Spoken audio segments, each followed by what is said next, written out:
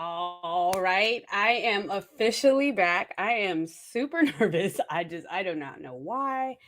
Um, but definitely I'm glad I'm just on here cuz it is time. I have been gone for a while. So, definitely if you read I'm using StreamYard, so if you want to comment, just make sure that you click on StreamYard and that you give it permission to comment. And just so I can see your comments and they can be posted, and it kind of will show you that this is all new. So normally I would just be hopping on, but this is live to YouTube also. So I will be using this from here on out. If you cannot hear me, let me know. Um, but I'm thinking that everything is good. So, just to start, I am Tiffynee. I'm a clinical sexologist, relationship coach, and a spiritual transformational life coach. I have been doing this for quite some time. I'm very skilled in what I do. And honestly, if you just give me a chance, I probably can do some work in you. So today's topic is self intimacy, and let me explain why I'm even doing something like that. A lot of us don't even recognize that we struggle with getting to know ourselves, right? And the fact that there are so many things that block us from truly receiving what we are truly about. And a lot of it has stems from what we allow society to come in, right? What we allow people to put in our heads and kind of get a stamp or something in there where you're just like, why is this here? What does this mean? And so definitely a lot of people lack knowledge about self intimacy. They don't necessarily know like what is that? And a lot of people don't even know what intimacy is. Intimacy is seeing into yourself.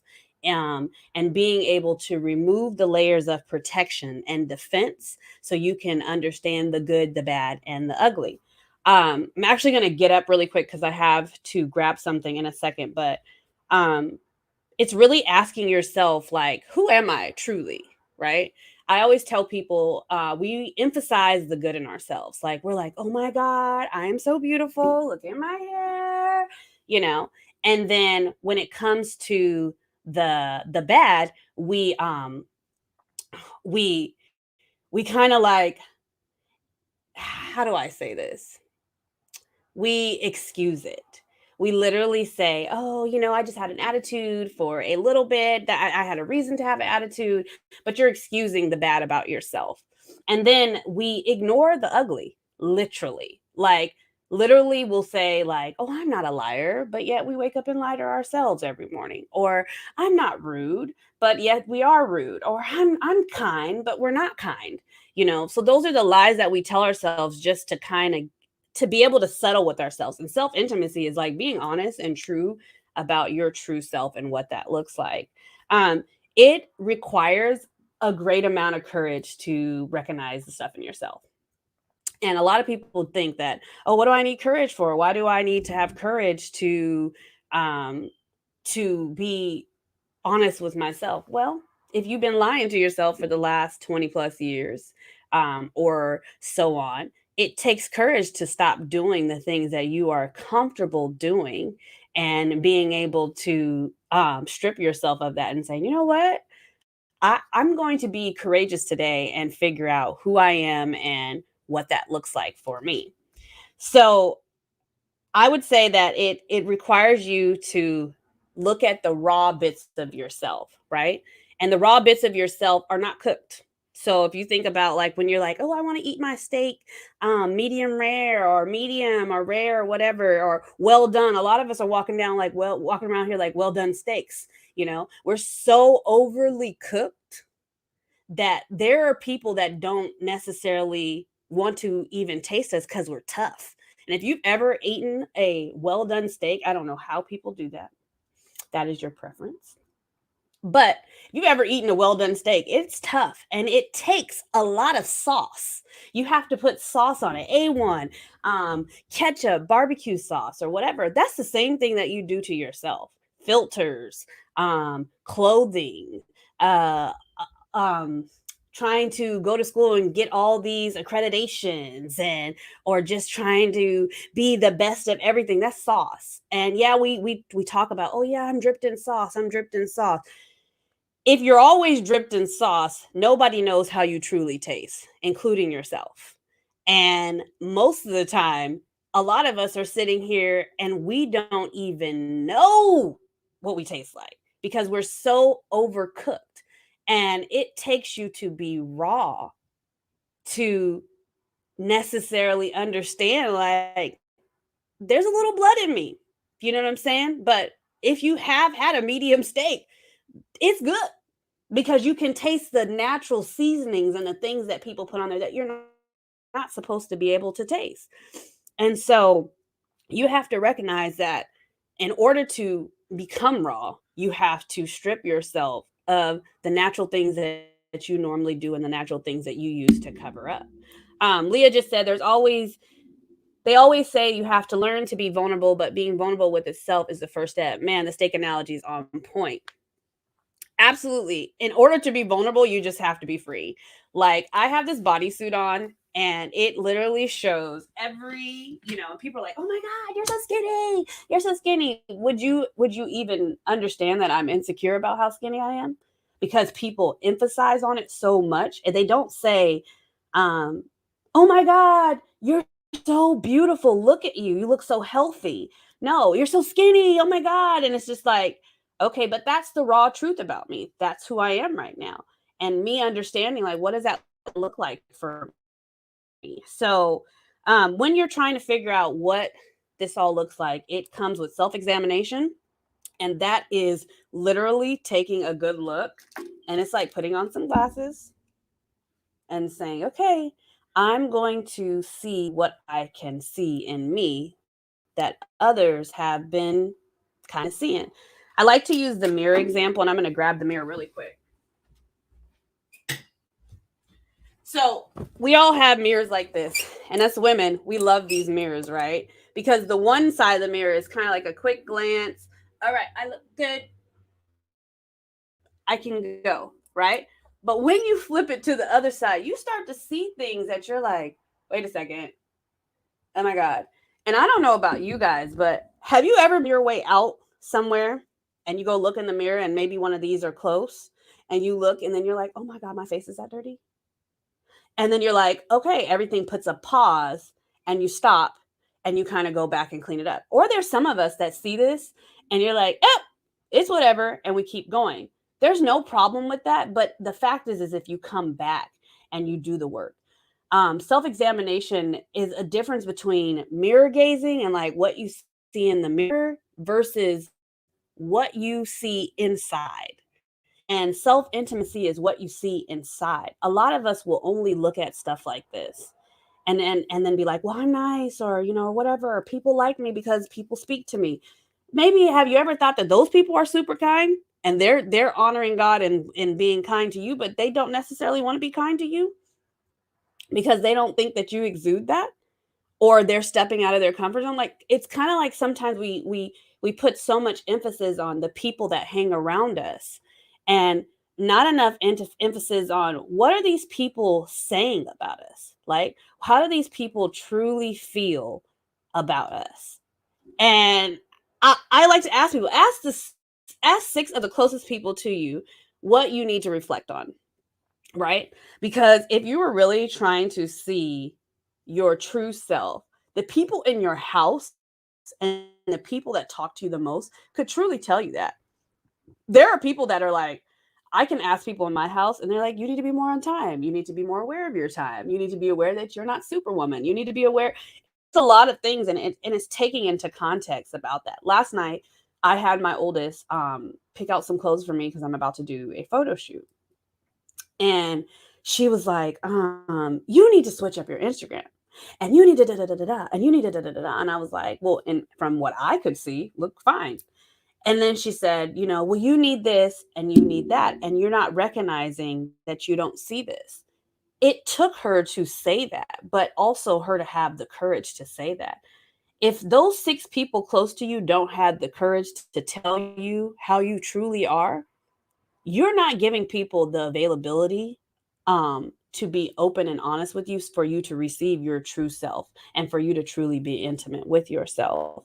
So be mindful that you have to see yourself through the eyes of others and yourself, because what you don't recognize is others are experiencing you. You don't necessarily care what the experience is with yourself, but others necessarily depend on that. And so, could you imagine how many people's day you make when you say, "Hello, how are you?" and you're smiling? Or how many people's day you ruin when you have something negative to say? And then digging deep and saying, where's that coming from? Like, why am I feeling that? And what does that look like for me? And so it really takes time for you to understand this, but you have to take time for to do this. And you can't necessarily be like, well, I don't have time. Why don't you have time to ask yourself, what's wrong with me? What do I need to fix? How can I dive deeper into myself so I can fix myself? Um, a lot of us, we get so caught up in punishment versus discipline. When we start to dive deep into ourselves, you literally have to ask yourself, okay, what did I do to get here? Right? And you have to go through a certain amount of questions. But the one thing that we get caught up on is the ability to punish ourselves and not discipline ourselves. And I wrote this quote today, and I was like, I don't think we recognize that we only overly punish ourselves when we knew better. So when you're beating yourself up and you're like, oh man, I knew I shouldn't have been with him, or oh man, I knew I shouldn't have took that job, or if you're punishing yourself because you knew better, and you don't want to admit that you knew better, and you don't want to admit that how could you do better. You just want to punish yourself because that's what seems right. Like, oh, I just got to do that, right? But I said, stop punishing yourself over things that you lack discipline in. Discipline yourself in order to avoid unnecessary punishment. You have to recognize that it takes discipline to do things. And if you have discipline, you know that those things literally will help you avoid punishment. If you have kids, and we all have kids out here, I never understood this, and it actually is in the Bible. And he tells you like that God disciplines us. He doesn't punish us, right? He really disciplines us. And a lot of us get mad at the discipline, but we don't get mad at it when we do it to our kids. And some of us don't know the difference between the both. And so the sad thing is that when we are dealing with our kids, we sometimes go over in instead of discipline into punishment. But honestly, what you do to others, how you necessarily treat yourself. And so you have to take a step back and reflect on that. What am I doing that doesn't necessarily make sense? Discipline is the practice of training people to obey rules or code of behavior, using punishment to correct disobedience. So it to me, when I hear the word obey, and I looked it up, and in the Hebrew it means to listen. A lot of us hear the word obey and we're like, ain't nobody gonna tell me what to do. Well, if it means to listen, and you are listening with a good discerning ear, which means a good ear of judgment, right? You would listen to a person. If a person said, hey, I don't think you should eat that today because you were talking about your stomach hurting yesterday. You don't tell me what to do. Well, the interesting thing is neither do you, because your body is telling you, hey, this doesn't work for us. But you don't obey your body, and you don't obey others. And so you don't listen to anybody. And so intimacy is all about listening to yourself and being able to see yourself and who you truly are. It's also the same with partners. Uh, you have to have the ability to scrutinize yourself with discernment and controlled power. And a lot of us, I'm going to give you the definition of scrutiny, because we hear the word, and a lot of times we hear words and we immediately deflect them because we've heard other people use them in negative ways, and we don't necessarily think that we can use them in a positive manner to reflect on us. Scrutiny is critical observation or examination. That means you have a good eye on something. It's not just a quick eye. It's not like a glance eye of a glimpse of an eye. It's a good critical eye. And when you scrutinize yourself, you're looking at yourself and you're saying, where am I at? What does that look like? And then when you have controlled power, because we know we have the power to fully damage ourselves. We know that we could do that. I could literally go downstairs and drink a bottle of wine and be sick for the next 2 weeks because I don't drink like that. But I could do that because I feel bad about something, and that's my punishment. Oh, I'm going to just numb it and do that. But I also know what it does to me. So you have to be mindful of the power that you have when you are scrutinizing yourself. Then you have to ask yourself, is it true? Is this true about me?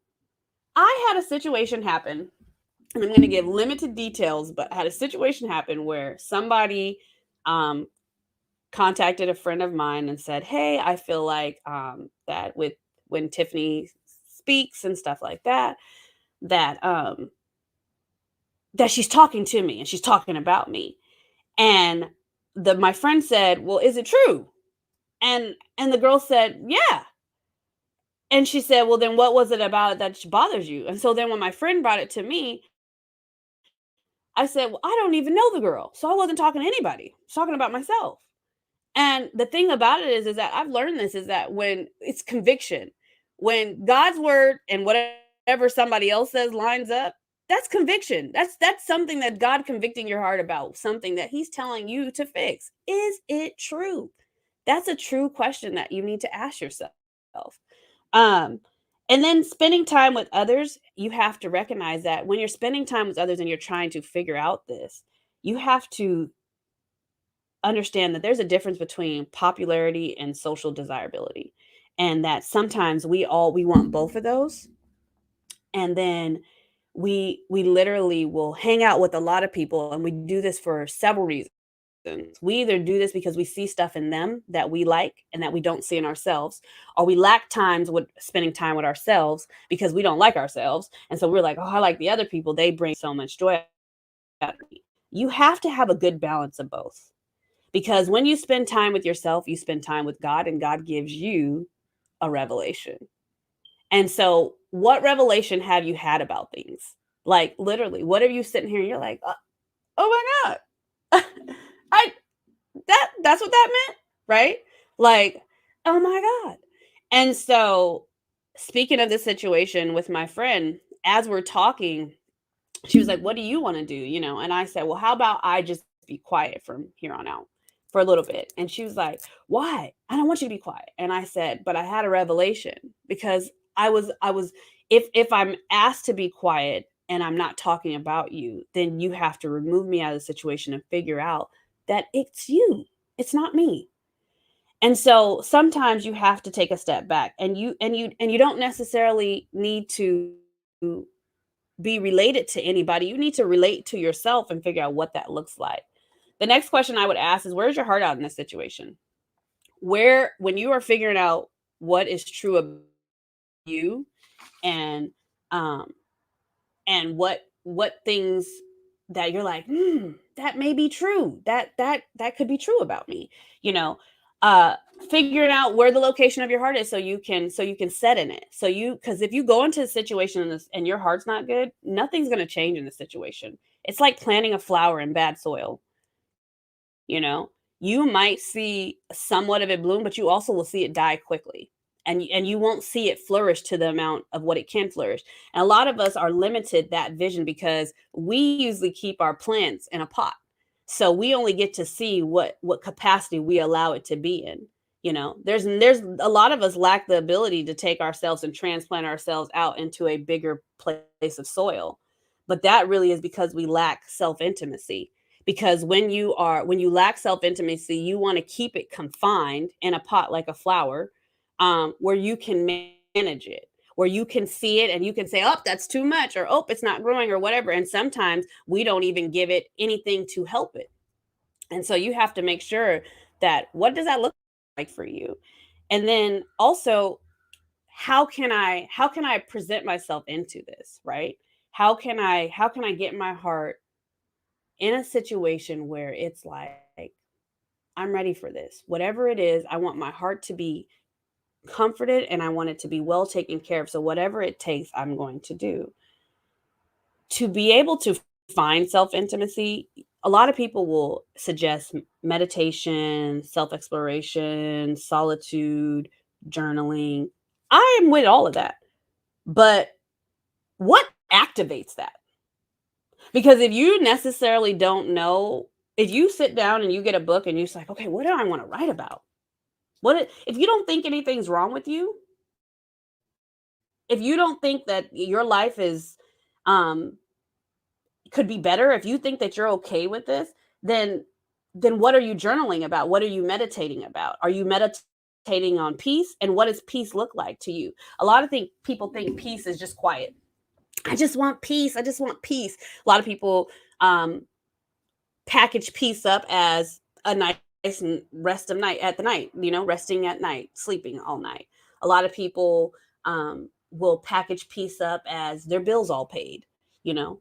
Uh, the peace comes in a lot of different areas, but peace also comes when you rest your heart in God. And literally, he tells you that. And so if you recognize that and you see it, you can always understand that it's more to it than you just trying to figure it out yourself. When you are going to solitude and you're trying to figure out yourself, go to the person that created you and not your parents, because you're wondering why they don't understand you. You're like, you gave birth to me. We put all this emphasis on our parents, and they were only burdened with the task to just care for us and to nurture us, not the task to create our identity. That was God's job. And so you have to understand what that looks like. And then moving into what's your intentions to fix this? How are we going to step into being intimate with ourselves, right? And what does that look like for us? Healthy solitude, where when we go into solitude, is not, like I talked to before, is not punishing yourself. It's not saying, well, I'm not going to talk to anybody. That's why I said you have to balance it well, because the trick of the enemy, they say, is solitude, isolation, where when you get by yourself, then you start to extremely punish yourself based on the things that you're like, you've seen, you've heard, or what other people have done. God's forgiving you for all that. Now it's just corrective discipline. And you need to figure out what that looks like for you so you can start to understand who you are and what that's about. The next thing is that you have to figure out how you've contributed to this. A lot of us will act like this ain't got nothing to do with us. Nothing. Like, oh, I don't like me? I'm not the problem. It's you. Bro, it's you. Grandma, it's you. Mom, it's you. Sister, it's you. Brother, it's you. Friend, it's you. Baby, it's kind of you. And so I want people to understand that if you don't next recognize and have humility and pinpoint where that is, it's a struggle to figure out, like, what I need to work on. It's a big struggle, and a lot of people won't even take the time to even pinpoint and say, it's me, it's everybody else normally, because to them, that's the easiest way to fix a problem, is to remove somebody that is removable. You can't remove yourself. And so a lot of people, that's the easiest thing. What can I remove to fix something? And a lot of us has gotten so comfortable with being able to take away instead of fixing. And a lot of us, it is same thing with, and it's so funny because now I'm thinking about it, a lot of you iPhone users, not an iPhone user, walk around with a cracked screen and will not fix it. And it costs $100. Literally, it costs $100, and there's lots of places that fix it, right? But you'll walk around with a cracked screen, and I will see you post at least 10, $20 meals in 1 month. And I say that because if you post 10, $20 meals, you've made over the amount to fix the phone. But the phone is a representation of you, because the phone is very expensive, yet you value it so little, you don't invest in it. The only investment that you make is that you pay for it monthly. And you do that because you've been talked in doing to do that, because that was the marketing deal. Oh yeah, invest in yourself monthly. pay for it monthly so you don't have to pay for it in full. But a lot of us, if you recognize, if you paid $1,000 for this in cash, you would take better care of this. This wouldn't get bought without a case before. You wouldn't even take this out if you paid $1,000 for this with this. Same thing with their cars. Before they drive off the lot, the car company will tell you, you need to insure this vehicle before you drive off our lot. This is valuable.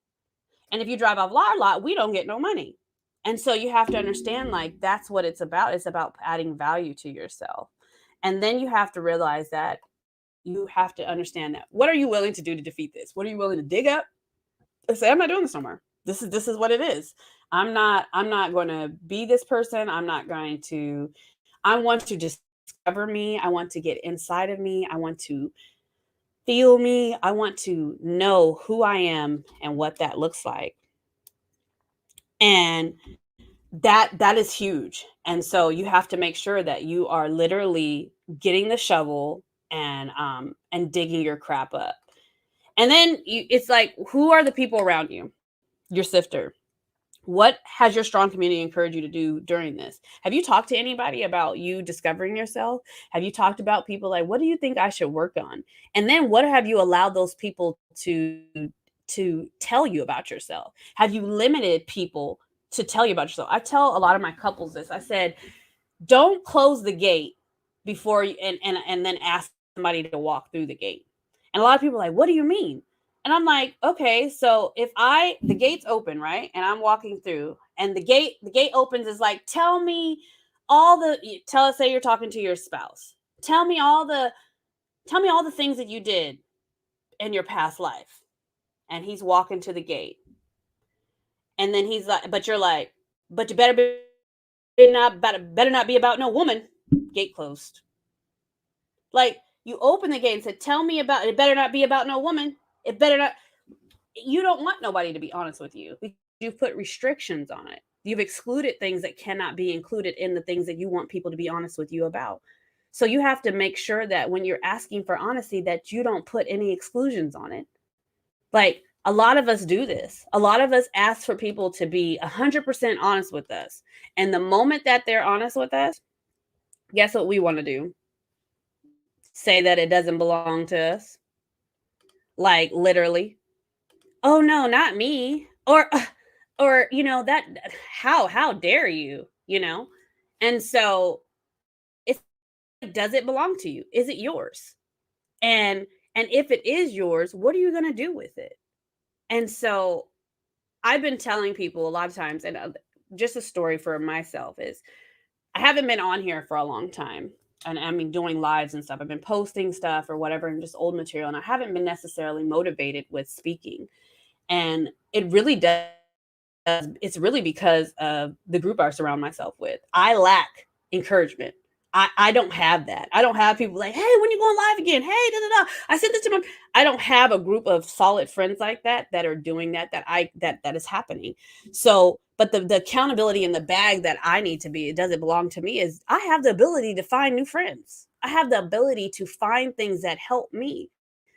And in my self-intimacy discovery, I need to be encouraged.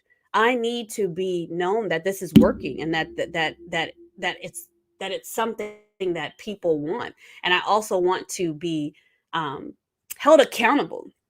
And so, hey, did you go live last week? Why? I don't have that. And so right now I'm on a search. So if you're one of those friends that are like, hey, are you going live? Hit me up, because I do need that. And I think a lot of people need that. But there's a lot of people that don't want encouragement. And I'm not that friend. If you don't want encouragement, I'm not your friend. I'm not the friend that you want. I'm not the friend that you need. I ain't it. I ain't it. You know what I'm saying? But it speaks a testament to what people really want, and how people really want to move forward in themselves. I really want to discover my true self, and I'm really about figuring out who is Tiffynee and what are the things that deeply hurt me and why are they affecting me now, and how can I stop that? And so that's what I do. And then it's like, what will I do next time?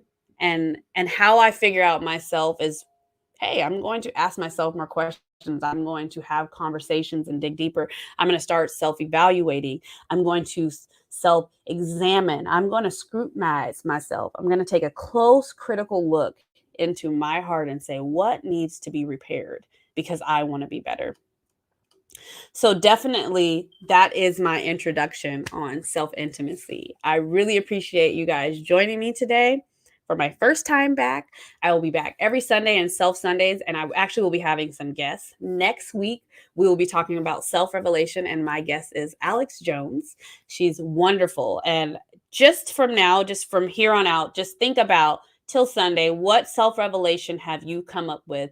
Hit me up and tell me what you've discovered and what of the 8 steps did you do and how did you figure that out? Thank you so much for joining me. And once again, have you asked yourself lately, sis, is it you? Have a good day.